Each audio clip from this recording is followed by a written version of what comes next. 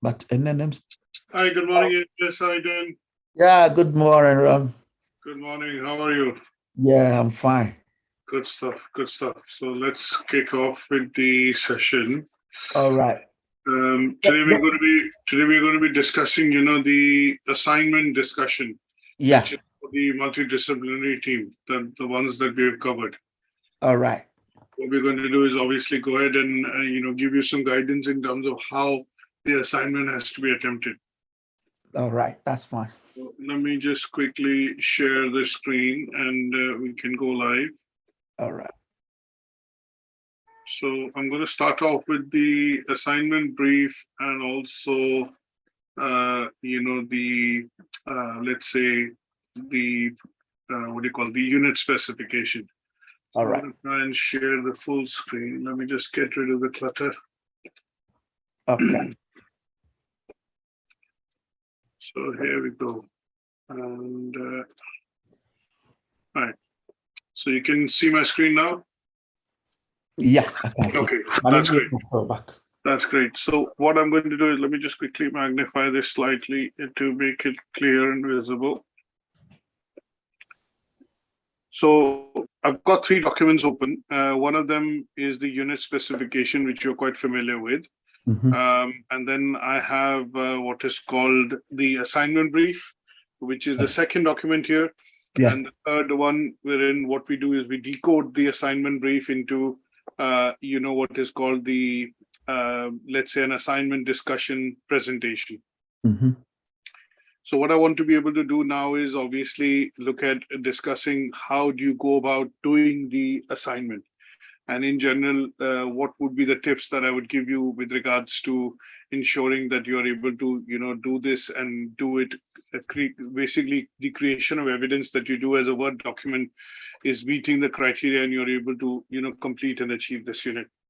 Now, 2 or 3 things which I obviously, because this is the first assignment discussion session that you're attending, I want to take a bit of a couple of seconds here in the beginning to basically highlight a couple of things so that you're aware in terms of how do we go about doing the assignment. Now, first things first, when you look at the assignment brief, obviously they give you the details in terms of the name of the unit, number of credits, and obviously there is a context in the assignment. Context is basically a background, which is given for you to assume before you start to do the tasks. Now, in this particular unit, there are 2 assignments, the way they have been scheduled, put forward by ATHE. So there is assignment 1, as you can see here, and it has 1 task and it has some assessment criteria. So second task, so basically each assignment has 2 tasks, task 1 and task 2. And the assignment 2 that you see here again has a bit of a context, and it has task 1 and task 2. So essentially for the whole unit, we are going to be looking at doing 2 Word documents. You can do them as 1 document as a combined as well, but essentially there are 2 evidences or pieces of evidence that you will compile in order to achieve this particular unit. Now, one of the other things which I want to mention in regards to when you look at the bullet points given here in terms of the assignment, assessment criteria. So if I go into any assessment criteria, say, for example, it says analyze roles and responsibilities of key professionals. Now, if you see, there are 3 bullet points and it covers 1.1. So this bullet point A is 1.1 task, 2.1 is B, and 2.3 is C. Now, there is no change in the way the tasks are given here on the assignment brief than how they are portrayed in the assessment grid or the unit specification, the grid that we see here. So if you see, it talks about explain how to lead multidisciplinary teams effectively for integrated service delivery. Explain how multidisciplinary teams effectively deliver to give integrated service delivery.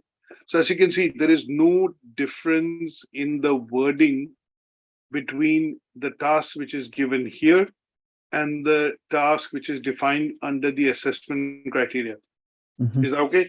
If you pick out any, this is 1.1, and you look at 1.1, it says analyze roles and responsibilities. It's the same absolutely given here.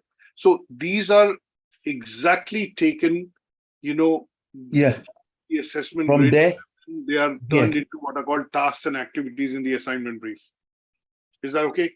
So Yeah. So whichever one you refer to as a document to do your assignment, whether you say, for example, refer to this or you refer to this, both of them will have the same, assessment criteria actually classified as tasks in the assignment.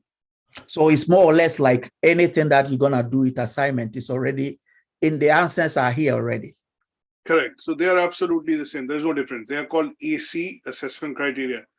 Okay. Now, the other bit which I look at is sometimes for learners which are having work experience, like yourself, Amanda, some of the others on this course, like Cutler, Alexis, they have work experience. They are working within the health and social care sector or in some sort of a role within the health and social care sector. Mhm. Now, in some cases, when learners are new to the qualification of the course and they have no prior work experience, what the awarding body does is it tries to give you a bit of a vocational scenario or a context to assume while you start doing these tasks and activities. Now, if you see the scenario, the context which has been given is quite generic. It talks about you should carry out these tasks in context to specific job roles within a health and social care services organization. So here, you would need to assume and talk about a specific organization, right? Mhm. Now, they don't specify, you talk about NHS or MenCap, or for example, any other charity like Macmillan or any other organization, each UK charity, which is providing services in the health and social care sector. No, they're saying within your specific job role and in a health and social care services organization. This may be your own job role in your own organization or one you aspire to be within. So sometimes learners who are looking at getting into this sector and applying for jobs, they could look at researching about in a organization which they think they are looking to join.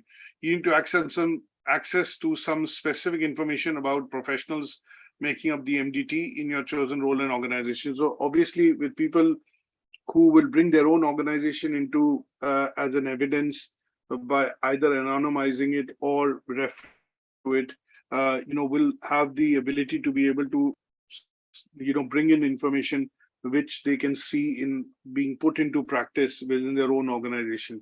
Now, if it is not the case, then obviously for an organization that you choose, you might have to go onto the website. And obviously on the website, sometimes you would see that there is information given on MDT, and within the goals, vision, and mission about us section of the website, you will be needing to research to see how the organization delivers integrated care, and it looks at integrated service delivery on health and social care services by researching on their website. And with that assumption in mind, you'd be looking at getting into doing some of the tasks. And they will require you to basically focus on what we have delivered in terms of our presentations. So if I look at the first one, and we'll get into this in a second on the assignment brief, but it'll say build and maintain cross-disciplinary working relationships. Now, this one A corresponds to 1.2, where I advise learners to look at when you start doing the assignment, have this particular document, unit specification, and the assignment brief side by side. The reason why it is good to have it side by side is that sometimes when it comes to doing the task, either you have to go back and open the presentation that we have discussed, and that presentation, essentially, say, for example, you will need to look into and talk about, if it talks about 1.2, you might have to scroll down to slides 1.2 to get an idea in terms of what is it asking me to cover as an evidence in this task. So typically, the unit specification there comes in handy.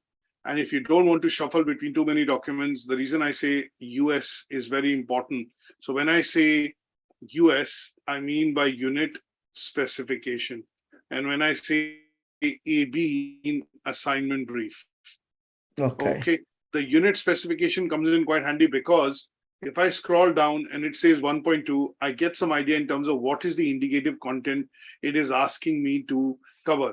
So it's asking me to cover building and maintaining relationships, and it's asking me to talk about, 2.1 is asking me to talk about, how do I go about, essentially looking at analyzing my own skills and how do I build cross working relationships, with regards to working within the multidisciplinary team. So you get some clues in the sense what I need to write in the assignment, and that is why they will be helpful. So when you do the assignment, I would suggest have the US and the AB at hand, and something which is quite handy. And then on the third, you load it in our profile, didn't it? Yeah, they're all on Moodle. So obviously, what you would do is basically have them handy, and they will then allow you to write the assignment. Now, when we look at discussing the assignment, what I've explained to you, in order to make it a bit more clearer, what I've done is I've basically converted this assignment brief into a PowerPoint presentation so that we can exactly tell you how do you go about, actually doing the assignment. So in this case, if I now just share the PowerPoint presentation, so the idea would be that it will become a bit more clearer in terms of what we need to do and how we need to go about addressing this task. Now, this unit, if we have to summarize, the unit was more about understanding how working in teams happens within the health and social care sector. And this concept is not very new, but has been coined a term, has been coined as a term, and now it is clearly known as MDT, or disciplinary teams. And the reason why there is MDT and requirement of MDTs in the NHS and in the health and social care sector in general is that there are lots of different types of services and functions which the National Health Service and the health and social care sector provides. So in this case, a lot of different teams, which is personnel, are working. There is cross-party personnel which are working in providing these services as an integrated service delivery model to patients or members of the public in general in the UK. And that is why MDT becomes very important. And this is one topic, if you have studied health and social care, and if you have not studied about MDT, that means the course or the qualification that you've gained is incomplete. So MDT is very, very important as a concept, and you would see the implementation of MDTs or small teams in other sectors or other businesses. We call them as project teams or, essentially teams. But in the case of health service and in the case of HSC or health and social care, we term them as MDT. Now, what we have to do is, with the context given in the assignment, we have to carry out some of these basically tasks and activities so that you are able to create evidence. And one of the key parts that you are going to be looking at is there is a specific mention to your specific job role within the organization. And this is what I would suggest you would need to do. Whatever organization you pick up and the role that you pick up, that is what you're going to be talking through and throughout the assignment report when you're compiling it as a Word document. Now, there is no PowerPoint presentation involved in this assignment. It is primarily to do with writing a Word report, which is a report which is going to be written on MS Word or Microsoft Word, and you are looking either doing two documents, assignment 1 and assignment 2, or you can just have one document, but clearly labeling them as assignment 1 and assignment 2 with the tasks being put on it. Now, one of the things which I will also do is, if I just go back to sharing my screen again, and the reason I want to do that is just to show you in terms of the context of how we would go about actually doing the actual assignment, which is where, it makes perfect sense. So when I look at, the assignment, I have this to hand, and, we want to not replicate things which are already given. So basically write the name of the unit, write the assignment, write the name of the tutor, and then obviously submitted by. And you can also write your registration number, which you have, so that, it is clear when the assessor actually assesses it. This is the bit which is clearly there. Now, this is the cover page. We go on to the next page, and just a bit of a quick one to explain, how to do the assignment. So here, if I start with the first of all, assignment 1, and I would do task 1. And within that, what I want to do is basically write the task as it is 1.2. And then I'm going to write, instead of A, I'm just going to write 1.2. And similarly, if I go on and do this, assuming I'm going to add evidence here, I'm going to write 2.2, and then I'll paste this here, and that will become task 2.2. And then I'll go on and pretty much do the same. And what I'm going to do is after I've done the task 2.2, I'll say task 2. And then in this case, it is 1.1, paste it here. Quickly do that just to show one assignment. And then this is 2.1. And this is 2.3.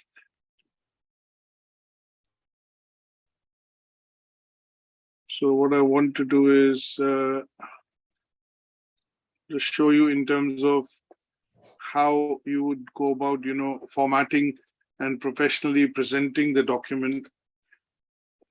So assuming we are going to enter some evidence here and enter some evidence here, and then towards the end of the document, what I would do is basically have what I called, what I would say is, references. So I'm going to break that up and break this up as well. I'm going to put references. And then in the start of the assignment, I'm also going to put what is called an introduction. The reason I want to put an introduction is that I want to basically specify what is the organization that I'm going to talk about, and what is the role that I'm going to be talking through in doing the compilation of the assignment.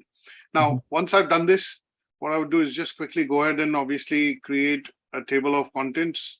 So I'll go into and then obviously look at some headings, and then look at making sure that some of these are clearly defined. So when we do present them, they are professionally formatted. And obviously, because you're at level 5, the idea there and thereabouts is that you want to be able to present something which is going to be professionally presented and easy for the assessor to basically assess, so that the assessor is able to quickly mark your assignment and obviously send it with feedback back to you. And you could also maybe do, if you want to do a conclusion towards the end, as you've done an introduction, and that would be obviously useful. So if I now look at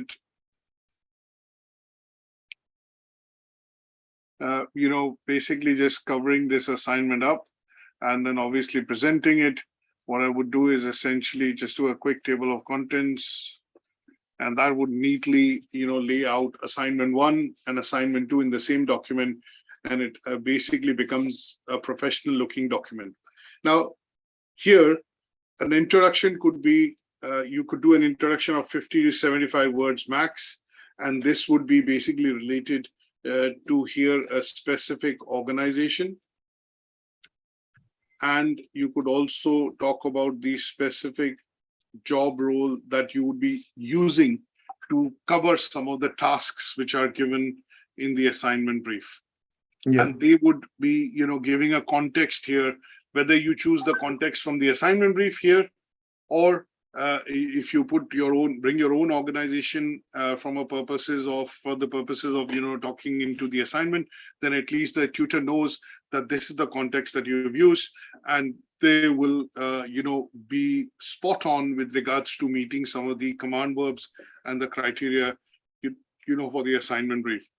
Now, going back to the presentation, what I want to do is now take you through in terms of some of the bits which are required to be done and how you would go about doing it. Now, the first assignment has 2 tasks. The task 1 first talks about that you're going to produce a document which is going to be focused on what is called skills and techniques required to manage effectively MDTs, and talk about how the MDTs actually work. So here you're going to be looking at task 1.2, which is how to build and maintain an MDT. And the second task is going to be how do you motivate, as a leader or as a manager of the MDT or somebody who's leading the team, how do you build and motivate your team members within the team? Now, for the first task, 1.2, You need to be able to cover on, which is basically talking about how to build and maintain an MDT. You need to be able to cover things which we have spoken about in Learning Outcome 1 and slides 13 to 17. And they talk about how do you put a team together using the Tuckman's team building model? How do you go through the 4 phases of, storming, forming, norming, and then towards the end, performing. And then the 5th stage, which was adjourning. After the team has achieved the goals and objectives, how do you go about disbanding the team, and how do people go back to doing their respective functions? So here you are going to be taking the example of the Tuckman's building model, refer that as a theoretical background, and then talk about some of these bits in terms of why building a team with clear roles and responsibilities is important, so that lines of communications are clear, there are no conflicts.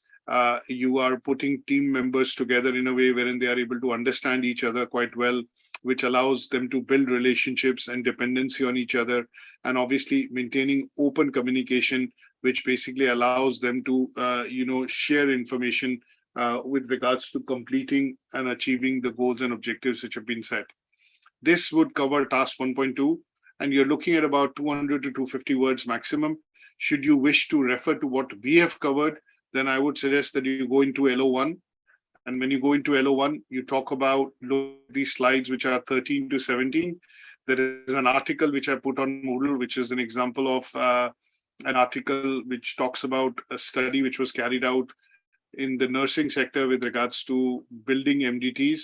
And this will allow you to get some ideas in terms of what points to cover in this particular task. And this is what we have looked at, in terms of talking about how to build the MDTs within this sector. Then we go about, looking at task 2.2. Here we are going to be talking about strengths and weaknesses. Now, excuse me, one of the things that you are going to be looking at is when you talk about your own specific role. Yeah. You're going to be looking at talking about your role in terms of what you do as a member within the MDT. And they would cover, things that you do on a day in, day out basis. And keeping those in mind, what I would suggest is that you talk about the strengths and weaknesses here. They are not your personal strengths and weaknesses. This is where you have to talk about the strengths and weaknesses of the MDT or the team. So again, should you need to go to, discuss and talk about what we have looked at and covered, then what I would suggest is that you need to go to slides 14 to 18 on Learning Outcome 2.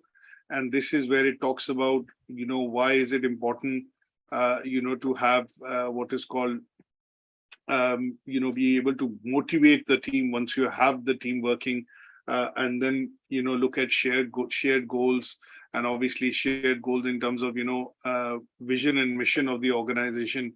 And if you look at these are the main bullet points that we have covered, which will be looking at addressing task 2.2. And this is where this would allow you to cover 2.2, and it would mean that you're looking at writing about 200 to 250 words maximum to cover this task. Okay. Now, if you go to task 2 of the assignment, task 2 of the assignment talks about that you have been asked by senior management to provide a report about the MDT working, which looks at key roles involved in multidisciplinary teams and their role in terms of effectiveness, delivering effectiveness within the, effectiveness for the integrated care. Now here, obviously, you're going to refer to a lot of documents, in fact, 2 presentations of LO1 and LO2. But the main part is there is a document that I've uploaded, which I will share now. And this particular document actually talks about, the various roles and the skills which are required to work within a specific role within the health and social care sector.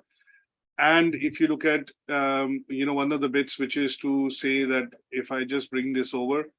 Now, if you see why these tasks have been combined by the awarding body in the assignment is that if you look at role task 1.1, which is there in this particular task, assessment criteria 1.1 is roles and responsibilities. Assessment criteria 2.1 is strengths and weaknesses. And assessment criteria 2.3 is leading and, leading MDTs. So they are all flowing and are connected to each other. So first you have to talk about roles and responsibilities. Then you talk about your strengths and weaknesses of the members in the team. And then you explain how they come together to deliver integrated service or integrated care to the patients. So this particular handout of job roles on social care, which is a 28-page handout, which is on Moodle, is going to be useful for you to analyze and understand what are the various roles within the sector. You can use this document to understand which role at what level you are placed within the team. So are you in level 2 or level 3 or level 4, level 5, 6 or 7? And obviously people within the level 5 generally tend to be people who are in the management position, are in compliance position, are basically running or maintaining standards within the organization. They could be owners. And that is why CQC suggests that somebody who's the owner and has the management of compliances and policies and procedures within the organization needs to be qualified at that level to understand the working and the delivery of integrated care using MDTs. So this document will come in handy to discuss these 3 assessment criteria in task 2, because first you're looking at your role. You'll be picking out one of the roles from here, and that role you're going to explain what is your role in the organization and then give out some responsibilities as bullet points. Then you're going to do the analysis using SWOT. You're going to write some strengths and weaknesses again in bullet points in terms of why an MDT was created, what are the strengths of MDT in your organization, and what are the weaknesses which could be areas of improvement. And then because you're explaining the role, if you say that I'm a care worker or I'm a administrator, then in those cases you might have to think hard to explain, if you were in the management position or leadership position, how would you lead this team to ensure that the standards do not slip, the care quality of care does not drop, and in some cases, policies and processes, in all cases, policies and processes are followed, and to ensure there are no lapses and breaches in terms of delivery of care. So here you have to explain, and again, through bullet points, you can explain how you would lead an MDT in that organization, and that would help you accomplish these 3 tasks. So 1.1 and 2.1 are closely related because you're talking about roles and responsibilities and then going to your strengths and weaknesses. So here I would suggest maybe 200 to 250 words. And for task 2.3, leading the team would require you to talk about Dr. Belbin's model, because when you put together a team as an MDT, as you can see, different people have different roles. You are going to look at bringing the Dr. Belbin's model that we've discussed in LO2. And that Belbin's model, that we've discussed talks about the 3 categories of role: action-oriented, thought, and people-oriented. And then within that, there are 3 categories. And what you're going to do is, as a leader, as a manager, as a supervisor, as a member of the management, you are going to understand the group dynamics by using the team building, Dr. Belbin's team building role. You're going to set roles and responsibilities according to the skills the people have and the experience they have, and their understanding of the directives, and the objectives which have been given as a direction by the organization, and how would they perform in that role. So here, this particular task would involve a bit of theoretical aspect in terms of talking about the Dr. Belbin's team role model. And then you apply this model to your own organization or the organization that you've chosen. So here, you might need to do, say, for example, a table. And that table might basically, talk about the various roles within the organization. And it would be, something which will be useful to describe here using the theoretical aspect of what you have used, and how you've implemented and put together this stream, and why you put, say, for example, Elvis into this role, or Elias into this role, or Amanda into this role. So think about fictitiously talking about members and what role they play within the organization, and use that as an example to cover this task. Yeah, that is a task. Okay. 2.3. Okay. Now, when we go about, to assignment 2, which is in the assignment brief, what you're going to see is that assignment 2 also has similar roles and tasks and activities given.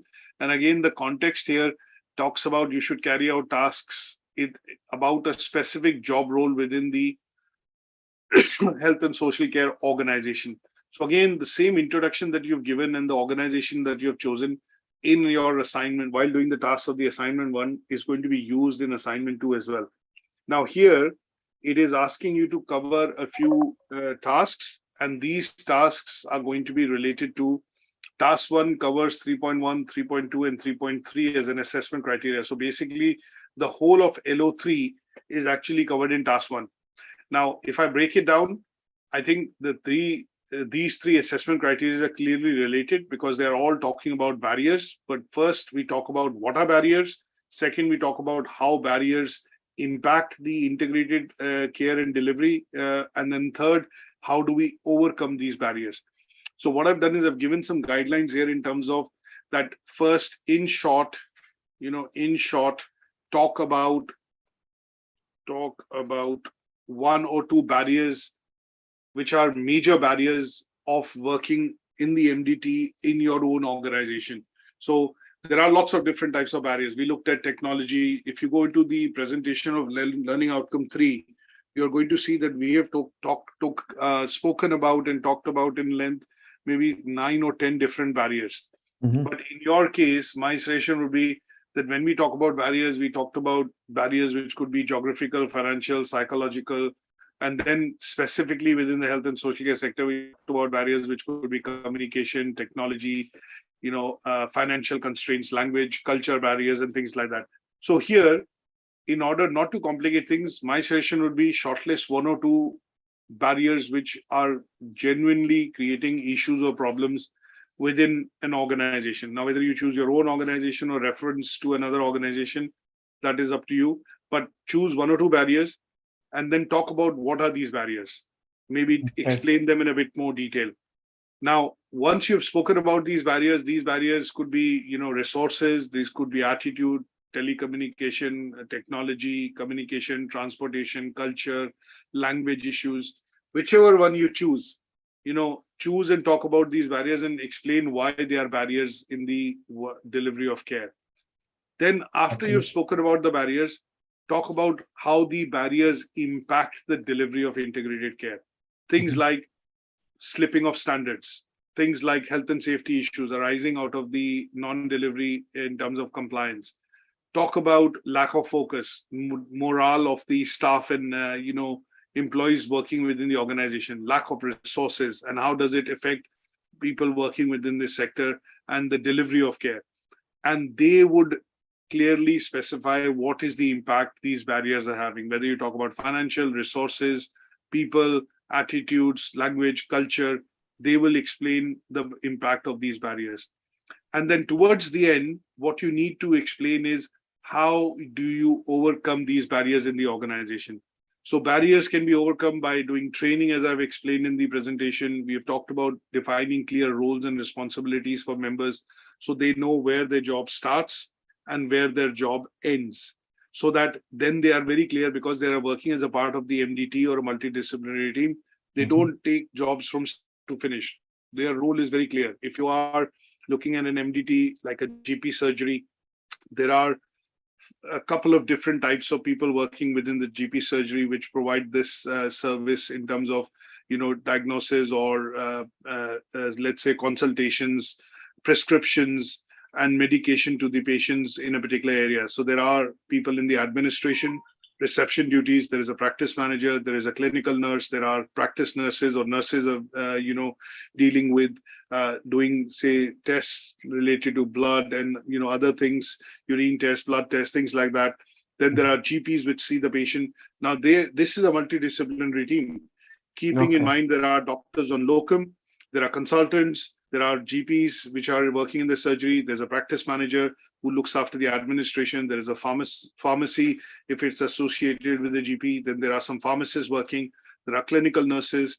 There are practice nurses. And then you have people in the administration which are looking after prescriptions, documentation and registering of patients, appointment system, things like that. Now here, because of the barriers that you've spoken, you need to show how these barriers are overcome. So there are clear responsibilities given for reception duties, administration duties, practice manager, GPs, and they know. And if these duties are clear enough, lines of communications are clear, There are weekly meetings which happen. There are trainings which happen if something new as a process is introduced.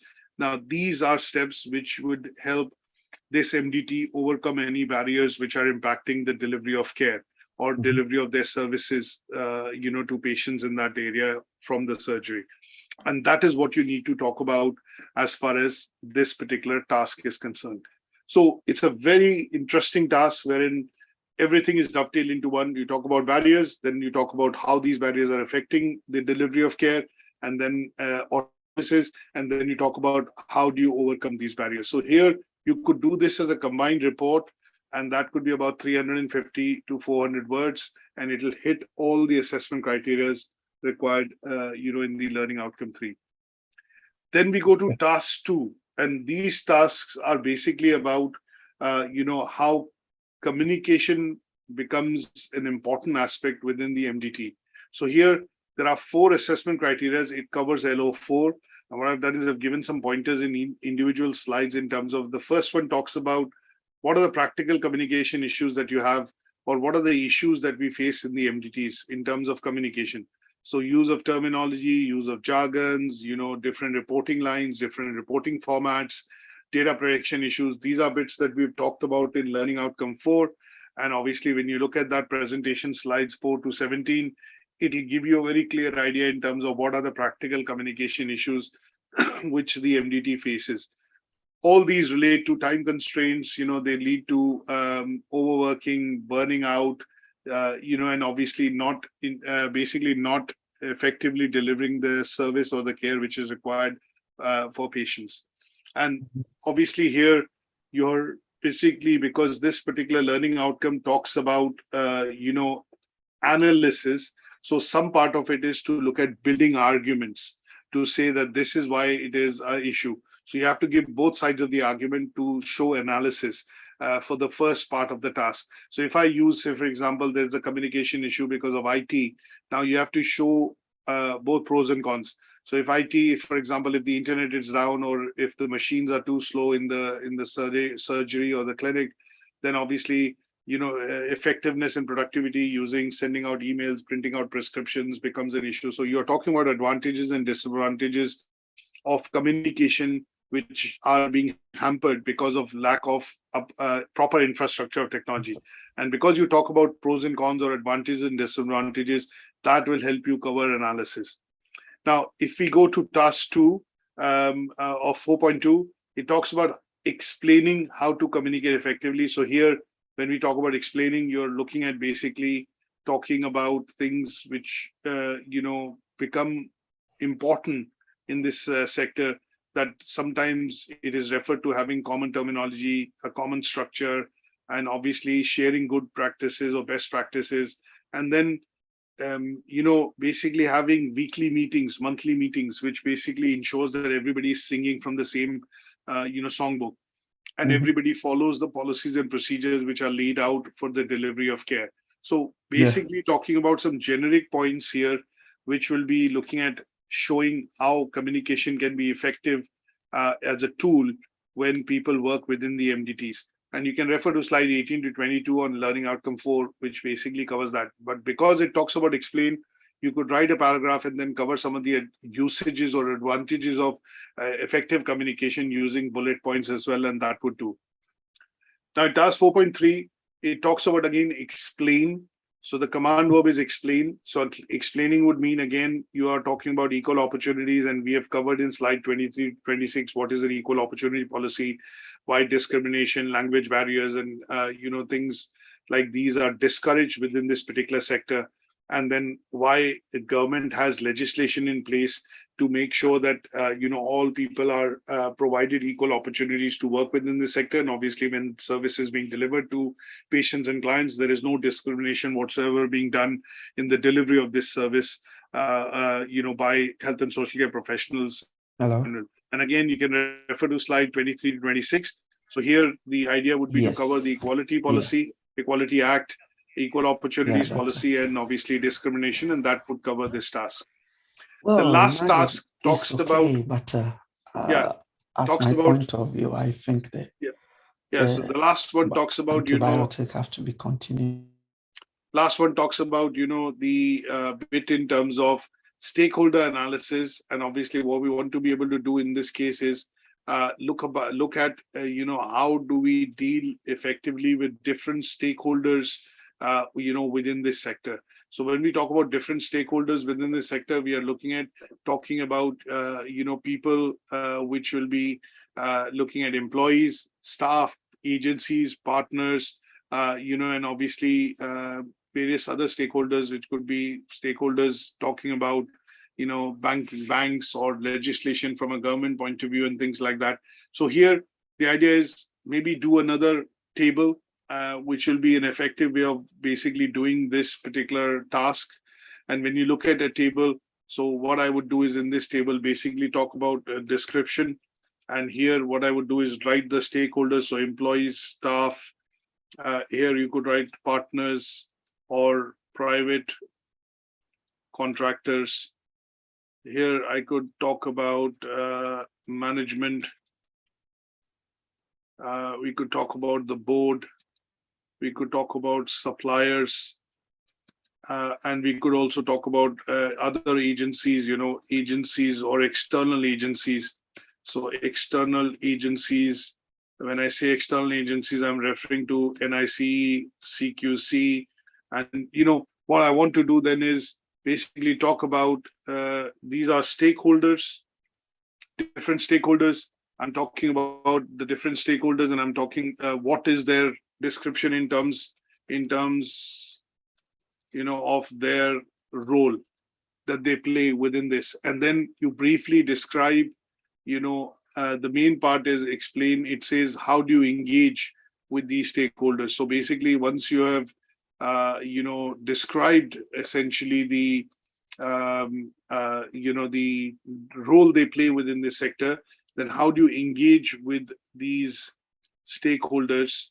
So if I talk about stakeholders, like if I have to send out, policies and updates to policies and procedures, then this would mean that engaging with these stakeholders is normally done through newsletters, memos, emails, which allows you to send out information, to these stakeholders as far as, making sure that they understand the aims and objectives which have been set, or, the goals which have to be reached. So here, the idea thereabouts would be to refer to, let's say, from a point of view of, covering this particular task, because it again talks about explain.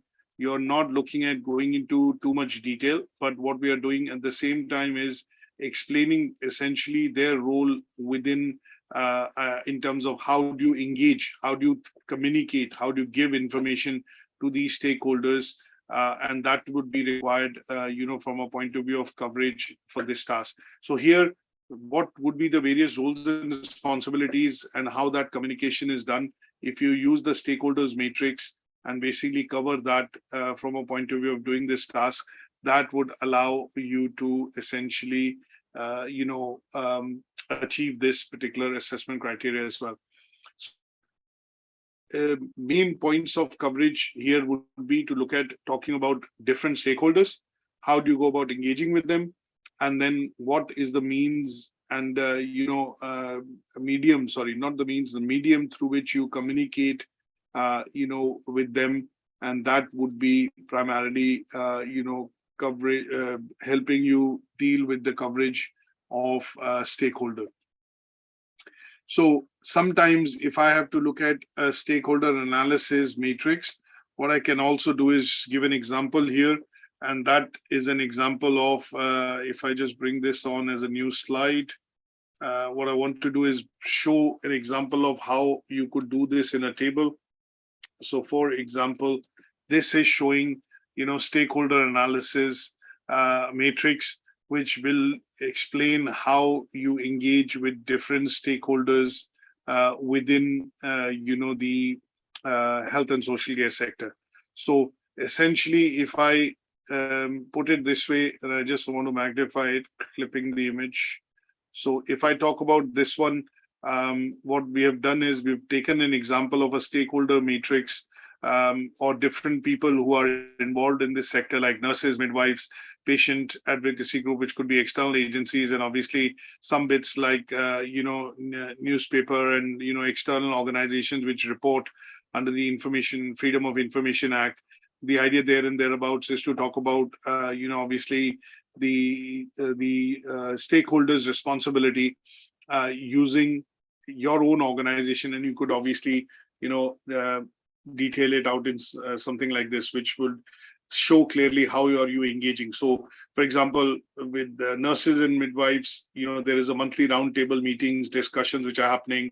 There is an agreement on the goals and objectives of the team that they need to achieve, over this term or the quarter or the year, and this would form, show the importance of, stakeholder matrix.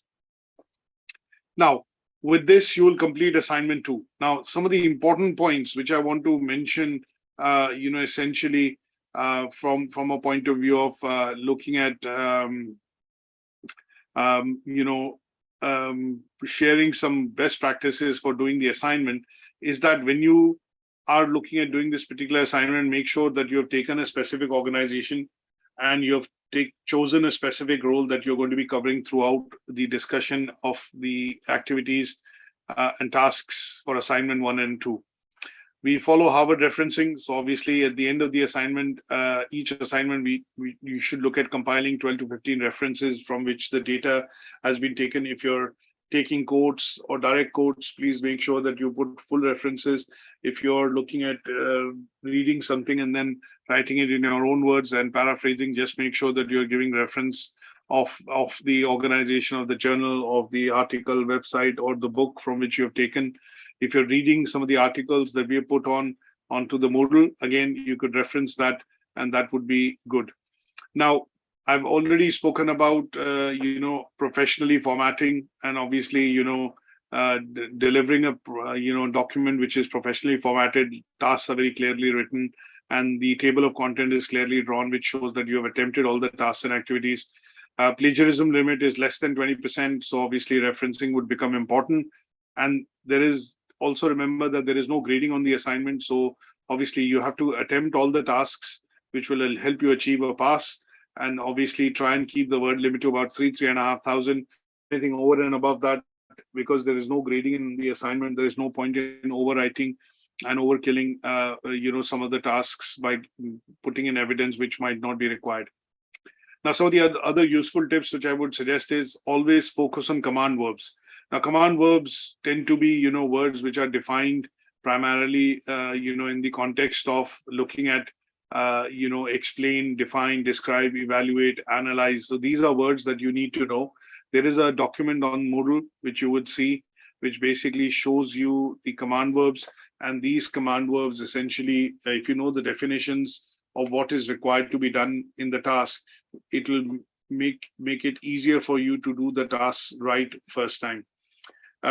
Obviously, apart from that, again, some of the bits which I've mentioned is give proper headings, subheadings, copy the task as it is from the assignment brief, make the document professional, don't exceed the word limit, and obviously reference your work using Harvard referencing, which is the author date style referencing. There is an assignment declaration format, which is also given in the Moodle, which is in your section on the, just before the pre-enrollment section on the course. And this particular document also informs you on the bits in terms of that you have to write your name, student registration number, course name, and the unit that you're completing, which is 511, working with multidisciplinary teams.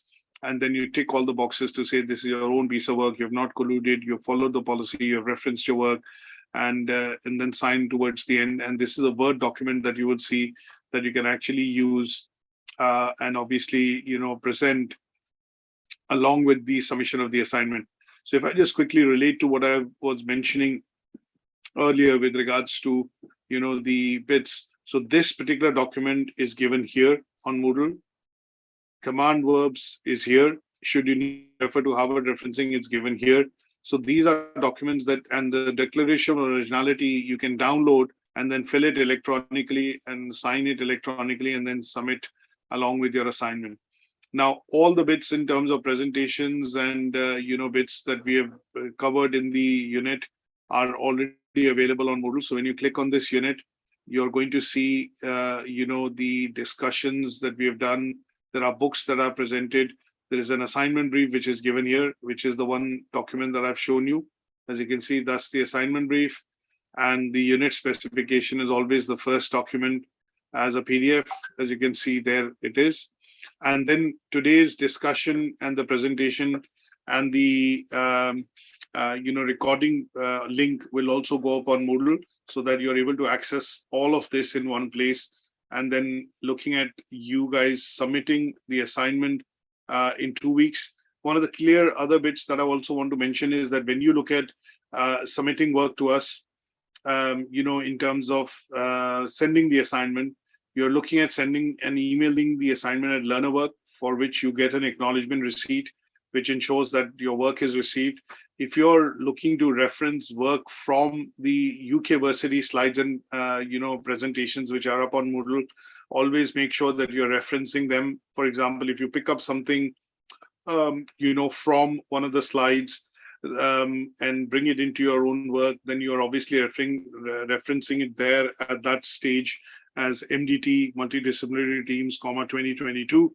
But when you go and compile your bibliography or write it towards the end as list of references, you're going to be writing the full, name, multidisciplinary team, what reference in terms of LO that you have looked at, LO 1, 2, 3, or 4, and then what slides or slide have you referenced it, and then the publisher, or in this case, UK Versity, and when they were published or created. You need to mention that, and that would be the complete bit that you will refer in bibliography. But when you're writing it in the context on the paragraph or where you're referencing it, you will basically use the short form, author, date, style, referencing, author, MDT. In this case, it could be UK Versity, and then year, which is 2022. And then if you have any other queries related to the assignment or the completion of the assignment, you can email that to me at raman@ukversity.co.uk. So we are going to be starting delivery of the next unit next week, which will be on Monday and Tuesday, going back to the usual times. And then you have 2 weeks to be able to submit your first draft in order to, obviously complete this particular unit and achieve it. And I would suggest that, this is done rather than leaving it later. And then we'll obviously give you feedback on the assignment if you feel that it is not meeting the criteria for places where you need to change, amend, or add bits. But if it is meeting the criteria, we will be looking at grading it as pass. And obviously, you will get some feedback, which is primarily for your own record keeping.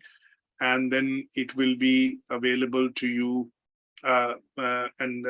for your record keeping, and we'll move on and look at starting the next unit. Is that okay? Any questions on this so far?